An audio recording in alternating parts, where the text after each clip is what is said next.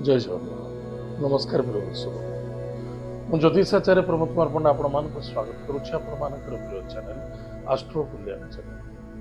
ପ୍ରିୟ ଦର୍ଶକ ବନ୍ଧୁ ଯେଉଁ ବ୍ୟକ୍ତିମାନେ ଉକ୍ତ ଚ୍ୟାନେଲକୁ ଦେଖୁଛନ୍ତି ସବସ୍କ୍ରାଇବ୍ କରିନାହାନ୍ତି ସବସ୍କ୍ରାଇବ୍ କରନ୍ତୁ, ଲାଇକ୍ କରନ୍ତୁ, ଅଧିକ ରଖିଲେ ସେୟାର କରନ୍ତୁ। ଏବେ ଆସନ୍ତୁ ଜାଣିବା ମାସିକିଆ ରାଶିଫଳ 1 ଜାନୁଆରୀ 2026 ଠାରୁ 31 ଜାନୁଆରୀ 2026 ମସିହା।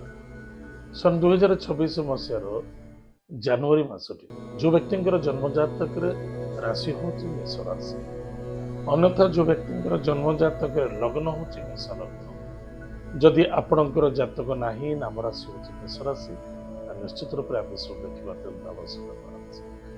ପ୍ରିୟ ଦର୍ଶକ ବନ୍ଧୁ, ତାହେଲେ ଆଜି ଆମେ ଜାଣିବା ମେଷ ରାଶି ବ୍ୟକ୍ତିମାନଙ୍କ ପାଇଁ ଯଦି କିଛି ଭୂ ସମ୍ପତ୍ତି କ୍ରୟ କରିବାକୁ ଅଛି ବା କୌଣସି petroleum, electronics, electrical, chemical line बा कौनसी जमीबाड़ी क्रय विक्रय करार अच्छी, अन्यथा गृह निर्माण करार अच्छी, गृह प्रतिष्ठा कार्य करार अच्छी बा कौनसी मांगलिक कार्य करार अच्छी, निश्चित रूप से मासटी उत्तम और सफलता देखा।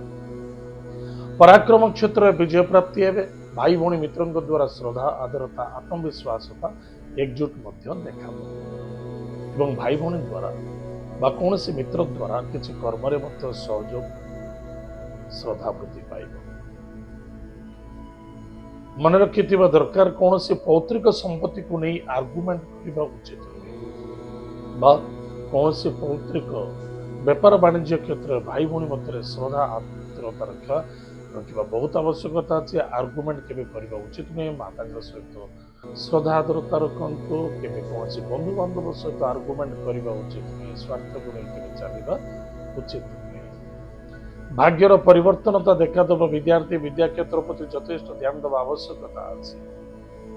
ओवर कॉन्फिडेंस रखा उचित जते से कौन पिला जो टेक्निकल लाइन एजुकेशन करुँच अत्युत्तम रही सफलता देखा। विवाह दाम्पत्य जीवन आनंद सुख मधुमय देखादेव एवं संतान को पाई आनंदित हे विद्यार्थी सफलता। भाग्यर परिवर्तनता देखादेव, दूरयात्रा विदेश यात्रा भ्रमण जोग आध्यात्मिक जोग देखा। घर को कौन सजेवाई किसी द्रव्य वस्तु पदार्थ प्रयोग करते एवं कौन भ्रमण आनंद फैमिली सहित बुलवा चाहते जापारती सफलता।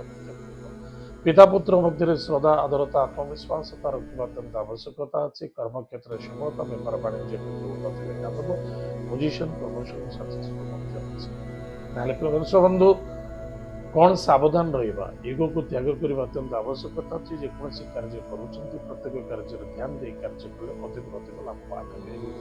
एतद व्यतीत धर्मपरायण हूँ, आध्यात्मिकवादी हूँ, अधिक लाभवान हो पारे। दर्शक बंधु सावधान कौन रहा एवं तार प्रतिकार कौन करवा जी आम जाना। प्रत्येक दिन प्रातः समय स्नानादि कार्य सारी भगवान हनुमान महाप्रभुंर वज्रबाण सूत्र पाठ करवा, हनुमान महाप्रभु को चोली दान करवा। प्रत्येक मंगलवार जदि दान न कर निश्चित रूप से मासक संक्रांति दिवस गोटे चोली कौन चुनरी भगवान हनुमान को दान कर एवं प्रत्येक मंगलवार दिन हनुमान महाप्रभुंर वज्रबाण स्तोत्र पाठ करूँ, निश्चित रूप से आपंकर मंगल सफलता देखा।